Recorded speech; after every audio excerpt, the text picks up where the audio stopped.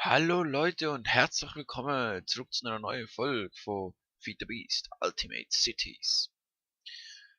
Ja, ich habe endlich wieder mal Zeit gefunden zum Aufnehmen, weil Minecraft Feed the Beast ist halt immer ein bisschen eine längere Sache, weil man halt auch ein paar Sachen vorbereiten muss und auf Haufen Sachen warten muss auch, wie jetzt bald auch wieder. Aber ich habe gedacht, ich habe Ferien, ich kann ein bisschen Zeit erübrigen und ja, hier und her überlegt, was soll ich jetzt machen in der Folge. Wir haben ein paar Sachen, die wir machen. Wir sollten endlich einmal Farmcraft anfangen. Aber ich habe gedacht, was viel wichtiger ist unsere Energieversorgung. Weil, als ich endlich wieder mal online gekommen bin, heute, habe ich müssen feststellen, alle Farmen sind stillgestanden, unsere Biofuel-Produktion ist komplett versiegt gewesen. Wir haben überhaupt keine Energie mehr gehabt, nix. Ich habe alles zuerst wieder müssen zum Laufen bringen, hat das Willi gedauert, so ungefähr eine Stunde oder so.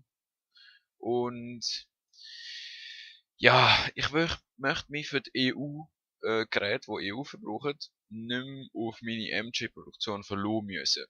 Weil das ist einfach zu viel, obwohl wir extreme Maschinerie dort unten haben, ist es doch ein bisschen zu viel für die, weil die Geräte werden immer mehr brauchen, weil wir werden jetzt noch ein paar krassere bauen. Und darum möchte ich auf Ultimate Hybrid Solar Panels umsteigen. Die geben Tag und Nacht Energie, brauchen nichts zum Laufen. Also wirklich saubere Energie, wo man nichts mehr mitmachen. Und ja, für da brauchen wir auch ein bisschen Vorbereitung wieder. Zum Beispiel brauchen wir Stahl.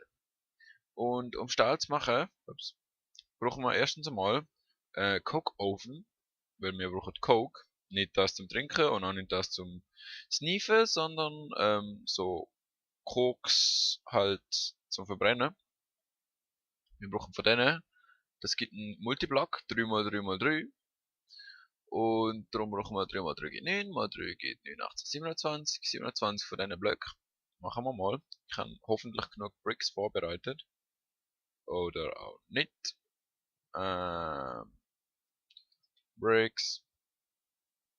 Ach, Bricks. Machen wir nochmal 2 Stacks.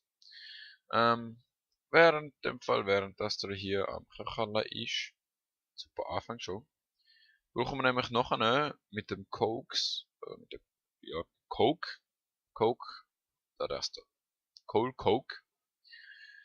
Mit dem können wir noch unsere Blast Furnace betreiben und die macht noch den Stahl aus dem Eisen.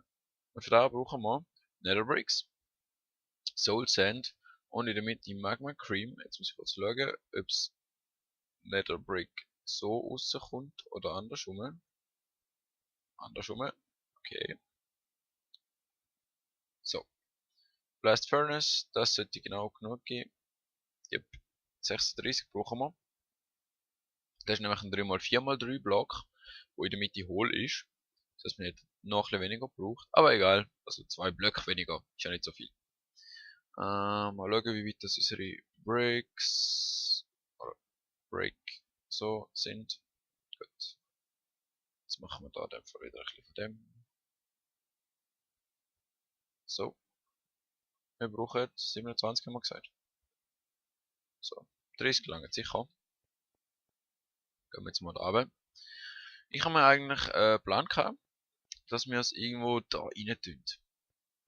Weil da vorne dran haben wir keinen Platz mehr. Und gegen hinten geht gut. Oben dran ist ja unser Spielplatz, kann man sagen. Und der Pavillon und so. Und dort werden wir nicht mehr unten dran gross machen. Darum habe ich gedacht, bauen wir es da in die Wand rein. Weil das Ding müssen wir dann auch mal noch verbreitern. Und das von weg. Und dann gibt es da einen schönen Weg quasi. Und ja, ich würde sagen, da mache ich kurz. Und wir sehen uns jetzt dann gleich wieder. So, ich bin wieder zurück. Ich habe da einen kleinen Gang ausgehoben, nichts Grosses. Ich will es natürlich noch schöner machen, aber für den Anfang lang jetzt. Den wird, da wird wahrscheinlich ist ein Coke-Ofen, nein, nicht, wow, hallo Höhli, ist ein, Blast Furnace ankommen. Machen wir wie folgt, ähm, da so, der kommt jetzt wieder weg, weil es ist hollow, also in der Mitte hohl. Dann so, Da oben durch, so, so. Und wenn man es theoretisch richtig macht, sollte bald, ich glaube da unten, ja, wir können es jetzt anklicken, dass da unten ist das Fenster, aber man kann ihn überall anklicken. Von dem her, tue ich da wieder zumachen. Check. Wir können jetzt da mit Coke, können wir, da können wir nicht rein tun, leider. Können wir Eisen, wenn ich jetzt gerade mal rein tue, zu Stahl verarbeiten. Und damit wir die Coke überkommen, machen wir jetzt noch den Coke Ofen. Der baut sich genau gleich wie der Blast Furnace. Und zwar so. Tada! Und da kommt jetzt, da kommt Coal rein. Die wird verbrennt. Es dauert ziemlich lang. Also das wird jetzt nicht so schnell gehen, wie man vielleicht sich da erhoffen. Aber am Schluss gibt's Coal Coke. Und die tun wir nachher am geschicktesten automatisch mit einer Pipe da hinleiten. Wahrscheinlich hinten durch. Jetzt muss ich einfach schauen, wie ich dort wieder ankomme. Oben durch ist vielleicht eine schlechte Idee. Mal unten durch. So, da hinten durch kann man nachher gut eine Leitung ziehen, wo da so geht. Und da tun wir nachher noch, ja, wenn wir eigentlich gar nicht. Da gibt's nachher noch Creosote Oil, heisst es glaub. Da brauchen wir für Schienen und für die ganzen Rails, die wir nachher machen. Weil wir wollen ja natürlich mit den anderen auch Anschluss haben. Wir haben so ein Teleport-Hub, aber ich habe das Gefühl, es wäre eigentlich noch ziemlich cool, wenn es irgendwie eine Straße und oder, vielleicht auch beides, ähm, Schienen geben, die zu den anderen Städten führen würden, so oben durch. Da würde nämlich die Landschaft ein bisschen entweder verschandeln, wenn man es schlecht baut, oder verschönern, wenn man es geil baut. Und es wäre ziemlich geil, zum halt einmal durch die Landschaft fahren und plötzlich eine Stadt vor sich auftauchen sehen. Und ja, dann warten wir jetzt, wenn wir sehen, es dauert ewig, bis das Zeug sich einmal verdingselt hat. Dann könnte ich theoretisch da noch einen zweiten hinbauen. Aber da ist eigentlich eine dumme Idee, weil, wenn man jetzt, also das habe ich eben, das dritte da ist nicht umsonst dort. Wenn ihr vielleicht denkt, ja, es könnte sein, dass es dass da einfach zum Spaß gemacht haben. Nein, nein. Wenn wir nämlich noch irgendwas mit Implosionskompressor, heißt der glaub, machen. Und für den brauchen wir einmal, also da im, okay, Moment. Ich habe das schön vorbereitet. Also, wir brauchen erstens mal eine Rolling Machine. Die, die machen wir so. Mit der Rolling Machine können wir nachher aus einem Diamantenstaub 4 Iridium Ingots und Advanced Alloy ein Iridium Alloy Ingot machen. Und ja, das Rezept ist leider, ich weiß nicht, ob das nur bei mir ist oder wenn wir GregTech so komisch ausgeschaltet haben. Auf jeden Fall wird es nicht angezeigt, wie man das macht. Darum habe ich im Wiki nachschauen. Aber es geht trotzdem. Und andersrum kann man eben noch eine Iridium-Platte nicht machen. Weil die Iridium-Platte kann man machen, indem man Industrial TNT, das ist einfach so, TNT und Flint oben drüber, innere im Implosionskompressor, wo man so macht, so einen Kompressor, Electric Circuit, Advanced Machine Blocks und 4 Advanced Alloy rundum, gibt einen Implosionskompressor. Over 9000 Chibble. Also immer ein Chibble ist. Und die tun wir jetzt alle mal da rein, wo wir auch wieder endlich mal ausbauen. Genau gesehen haben wir fast keinen Platz mehr. Ich tue die einfach mal da rein. Es ist zwar schön geordnet, aber egal.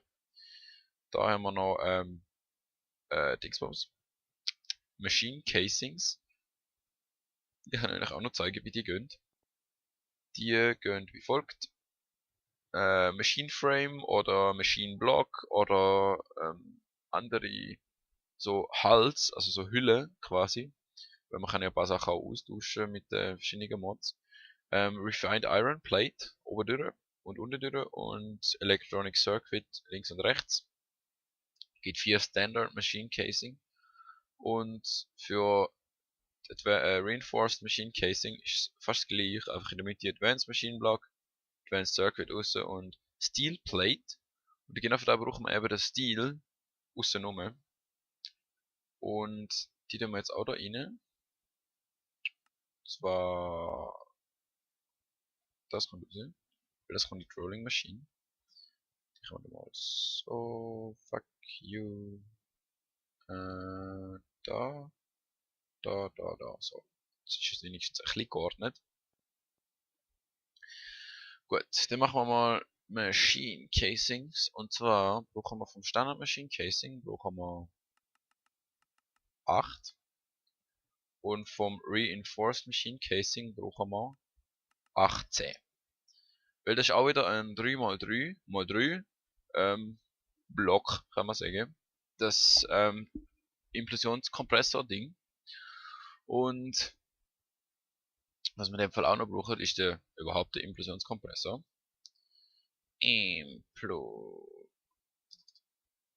Implosion. Da. Eine, bitteschön. Und bis die gemacht sind, dauert es jetzt ein Weile, weil die müssen alle noch so da so platt gemacht werden und so. Und dann haben wir da sonst noch. Da auch wieder Plates und da auch Plates. Ach ja. Ah, und Steel Plates kann man sowieso nicht machen von dem her. Also noch nicht. Wir haben zwar ein, zwei also ein, zwei Steel-Dinger. Steel. Da. Denen könnte man jetzt eigentlich kurz mal sagen, wie dass er das machen soll. Wir haben nämlich noch ein paar Patterns, für die es schon wieder vergessen haben, wie man das macht. Man nimmt einfach da, wo man hat, da, wo man will, falls es nicht ein richtiges Rezept ist, weil das kann man ja nicht im Crafting Table machen. Encoden. Dann gehen wir aber zu unserem Kompressor. Ich glaube, es ist ein Kompressor. Vielleicht auch Plate Bending Machine. Ich glaube, Plate Bending Machine. Warte mal. Jo. Dann da oben rein. Da kann man die verschiedenen Platten machen. Und wir sagen dem jetzt, mach du uns noch falsch. Mach du uns noch Steel Plate. Jetzt kann der Steel Plates machen, falls nötig. Gut. Die Rolling Machine habe ich unten aufgebaut. Für die werde ich nachher auch noch Automatisierung machen, darum auch das da hier. Aber im Moment haben wir, glaube ich, Wichtigeres zu tun. Wobei, mal schauen, wie viel Coke wir schon haben. 1. Wow, ich bin so stolz. Dann machen wir doch kurz noch. Wie soll ich das machen? Soll ich das mit MI machen? Das ist aber die Frage, ob ich es einfach direkt soll da reinleiten oder ob ich es soll rausziehen und reinleiten. Ich glaube, ich mache da mal vorläufig mit so. Und dann werden wir halt das mit dem ME-System machen. Dann haben wir es gerade, also dann haben wir alles in einem Ding drin. Was brauchen wir da? Export Boost. Einmal bitte. Oder eigentlich auch zweimal. Dann brauchen wir noch ME Kabel. Dankeschön. Import Boost brauchen wir sicher auch noch 2.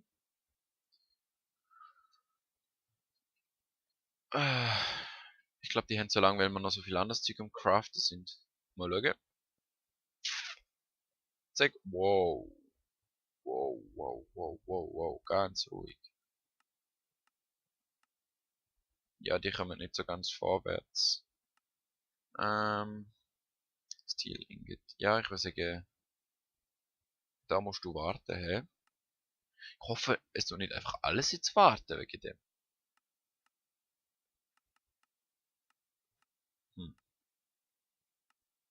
Also das wird ja eigentlich nicht.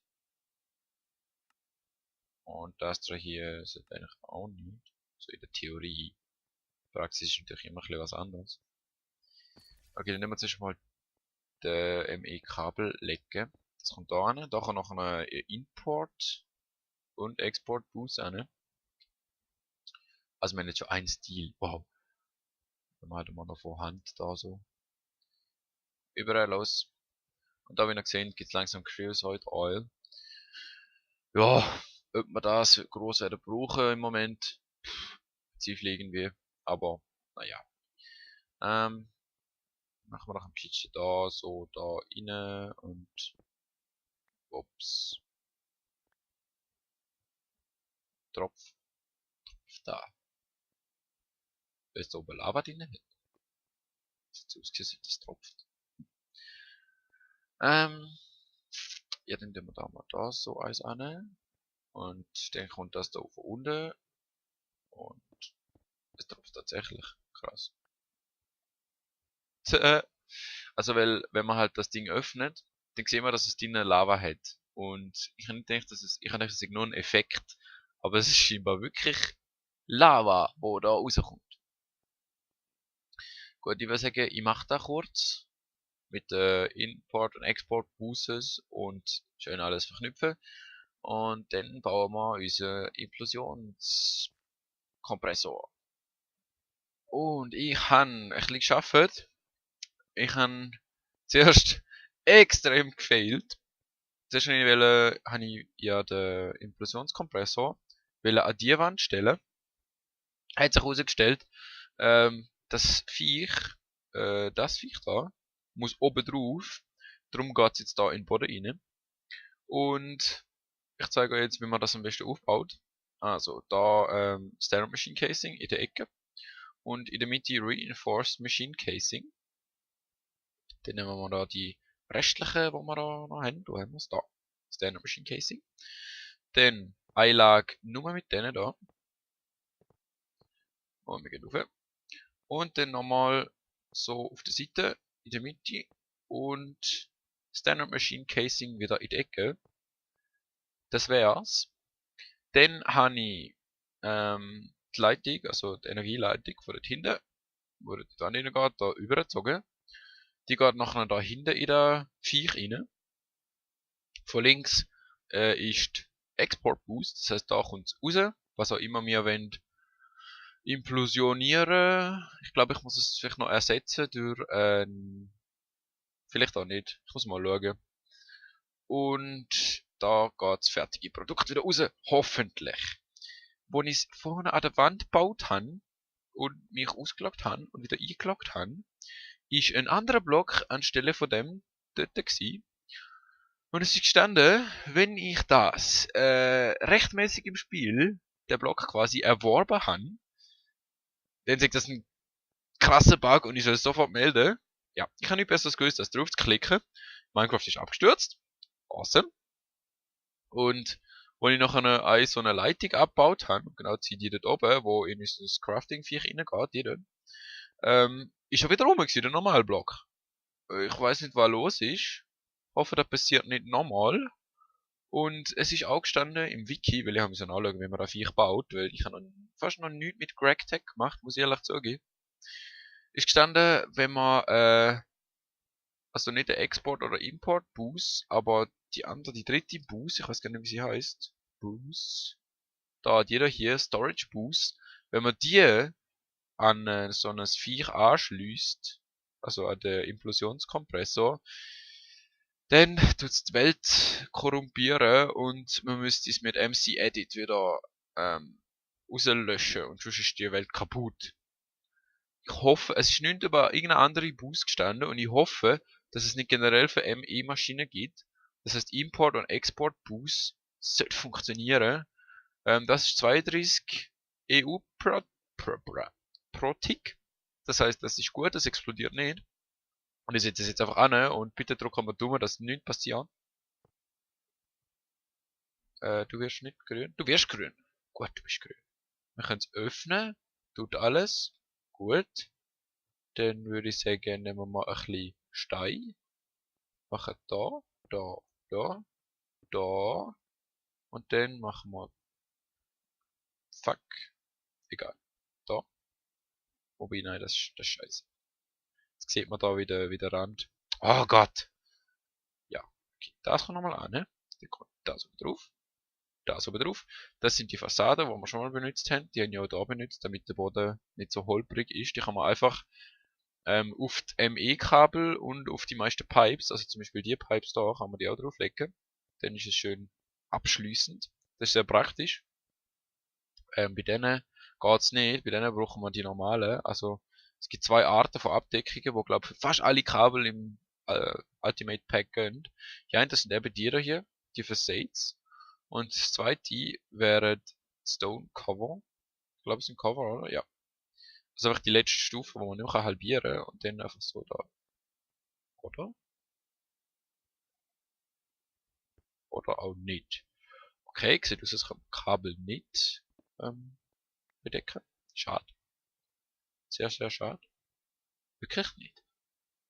Das finde ich ja voll doof. Also es gibt noch irgendeinen so einen Schuh, Betonschuh, whatever. So Bauschuh eigentlich. Aber den habe ich jetzt eigentlich nicht verwenden. Den habe ich auch noch nicht verwendet übrigens. Naja, lassen wir es halt einmal so. Stört ja nicht groß. Und dann schauen wir mal. Was ich aber noch muss machen ist, kann ich eine, fuck, da habe ich jetzt extra nicht wollen. Okay. Natürlich muss das Ganze kaputt gehen. Wir müssen noch ihm sagen, dass er, da Industrial TNT geht da rein. Und, wo haben wir's? Iridium Alloy Ingots gehen da rein. Wir haben jetzt natürlich kein sonst im ME-System. Mal schauen. Jetzt haben wir und jetzt auch. Und theoretisch sucht es jetzt da einfach wieder raus. Da finde ich auch ganz ungünstig. Okay, dann sagen wir dem Typ, er soll nur Iridium-Platten raussaugen. Dann geht das nämlich so. Und du gehst schon mal noch in Crafting-Modus. Crafting-Modus ist der dritte da, wo einfach immer theoretisch von beiden sollte rein tun. Oder irgendwie auch nicht so ganz. Very mysterious. Okay, machen wir mal Stacks. Wieso gehen da kein... Okay, es sieht aus, als müsste ich entweder schauen, wie ich es muss machen, oder müsste ich wirklich die Iridium Alloys von Hand rein tun. Das ist ein bisschen scheiße, aber egal. Wir machen jetzt da Iridium Alloy. Zack. Tun wir da rein. Und wir bekommen die Iridium Platte. Yeah! Und ein Haufen Dark Ash. Naja. Vielleicht wenn ich es von oben rein tue, dann müsste ich schauen. Wahrscheinlich ist oben das, von der Seite das und der Ausgang ist auf der Seite halt. Wobei der Ausgang sucht es jetzt auch nicht raus. Da muss ich noch ein bisschen rumtesten. Und wir sehen uns, wenn ich das gemacht habe. Ich habe es geschafft. Ich habe herausgefunden, ganz oben, also dort, wo jetzt der Block drauf ist, wäre der Slot. Links davon, also dort hinten, wäre fürs TNT der Unterslot. Und gegen Abend, da zu uns jetzt hin, sind die zwei zum Raussaugen. Das heißt, da geht's raus, da kommt das TNT dauernd rein. Und, wie vielleicht könnte ich da auch noch ändern, weiß ich noch nicht. Weil eigentlich sollte ja das TNT gleich viel Nachschub geben. So, ich frage, wie ich das machen soll. Und da geht's raus, also alle unsere Plates. Jetzt wir da mal zudecken, zudecken, zudecken. Nochmal ein Stein. Zack. Und da zudecken ist jetzt nicht nötig. Vielleicht kann ich nachher nicht, glaube oder? Bin mir nicht sicher, ob das geht. Ich glaube, es geht, aber ich muss schauen, wie ich es anstelle. Irgendwie geht's nicht. Okay, egal. Ja, jetzt mache ich natürlich alles wieder kaputt. Aber das ist nicht schlimm. Wir können jetzt gerade richtig schönes TNT ordern. So, jetzt gucken. Ja, so geht das. Es hat jetzt zwar komische Flacker-Effekte da, aber das ist ja nicht schlimm. Jetzt muss ich dem nur noch sagen, dass er da TNT soll reinspeisen, aber das brauchen wir im Moment nicht. Jetzt ordern wir einfach einmal Iridium Plates. Und zwar mal eine, sagen wir mal, eine lange Führung. Und jetzt kann man schauen. Da tut sich noch nichts. Drunter tut sich dafür was. Hoffe ich jetzt mal. So da. Vielleicht ist es schon vorbei. Noch nicht. Wir müssen schauen, ob ich genug Advanced Alloy habe. Sonst wäre es nämlich da im Kompressor gerade. Kompressor. Noch kein Kompressor. Plate Bending Machine. Noch kein Ding. Oder ob es schon fertig ist. Let me look around. Mal schauen, was machst du gerade? Du machst gar nichts. Da habe ich noch nicht herausgefunden, warum das Ding manchmal gar nichts macht. Ah, ich habe es herausgefunden. Das Ding macht nichts, wenn irgendeine Maschine verstopft ist. Ich habe noch ein paar Iridium-Platten da oben drin gehabt, weil ich wollte testen, ob es der richtige Slot ist, da oben drin.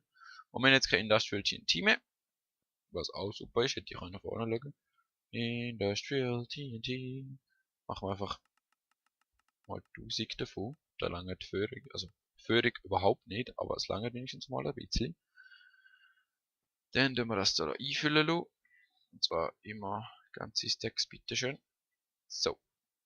Und jetzt sehen wir, plopp, fertig, wird rausgesogen. Und wir haben eine Iridiumplatte. Dauert zwar einmal ein bisschen, weil es muss zuerst das machen, für das braucht es da, und für das braucht es da, und für das braucht man UU-Meter. Aber wir haben es jetzt endlich.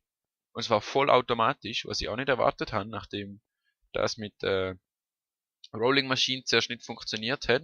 Da kann ich euch eigentlich auch noch zeigen.